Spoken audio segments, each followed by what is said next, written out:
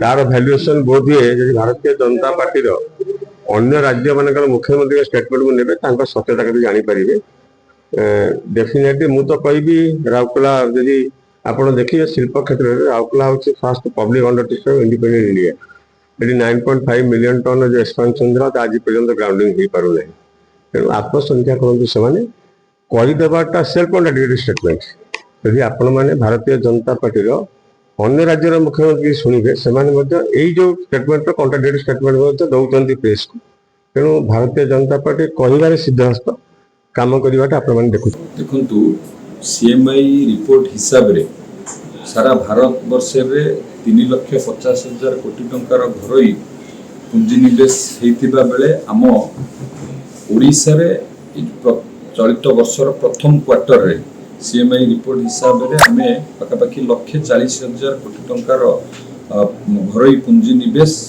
आम सरकार तरफ अनुमति दि जाए। ये निश्चित भाव में आम सरकार एक बड़ सफलता ओडिशा एक गर्वर कथा। सीएमआई रिपोर्ट हिसाब रे ओडिशा सारा भारत वर्ष एक नंबर रहा ये हूँ आम सरकार माननीय मुख्यमंत्री नेतृत्व में शिल्प विभाग जो भली भाव में काम करुच्ची उत्कर्ष ओडिशा कनक्लेव आयोजन करवा तापरे विभिन्न सेक्टर रो इंडस्ट्री की आकर्षित करवा ओडिशा रे इन्वेस्टमेंट करने माननीय मुख्यमंत्री नेतृत्व को भरोसा कर पाखापाखि 16,73,000 कोटी टंकार इन्वेस्टमेंट इंटेंट आसवा एवं परवर्ती समय यार सिंगल विंडो क्लियरेंस हो एचएलसी अप्रूव हो आम सब अप्रूव करके अनुमोदन करैकि जो भली भाव में 1,78,000 कोटी टंकार प्रथम वर्ष रे आमे शिलान्यास करबा उद्घाटन करिबारे आम सरकार सफल होइतिले एवं एबे आपण जो सीएमआई रिपोर्ट कथा कहउछन्ती सेथिरे मध्ये आमे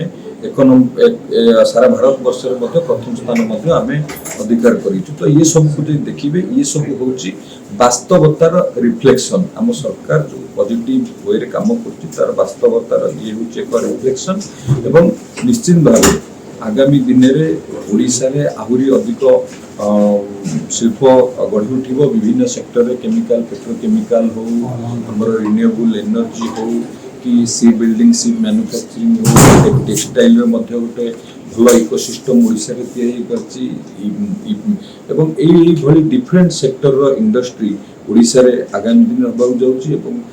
माननीय मुख्यमंत्री जो विजन अच्छी जो समृद्ध ओडिशा गठन करने निश्चित भाव में समृद्ध ओडिशा रे शिल्प क्षेत्र अग्रणी भूमिका रही सारा ओडिशावासी युवक मानकर जो आशा आकांक्षा अच्छी पूरा कर शिल्प विभाग निश्चित भाव में सफल हो डिफरेंट सेक्टर आप देखिए नाथा काकर प्लांट होची ता द्वारा केमिकल पेट्रोकेमिकल सेक्टर गोटे व्यापक संभावना सृष्टि हम एवं जदि देखिए ग्रीन एनर्जी ग्रीन अमोनिया कि ग्रीन हाइड्रोजन ये क्षेत्र में बहुत गुड़े इन्वेस्टमेंट आसी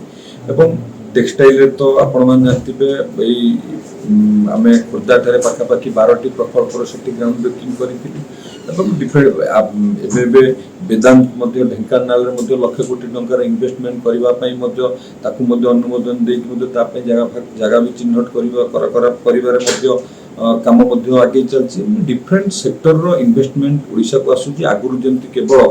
मेटल बेस्ड इंडस्ट्री ओडिशा रे आसुतिला एबे डिफरेंट इंडस्ट्री ओडिशा रे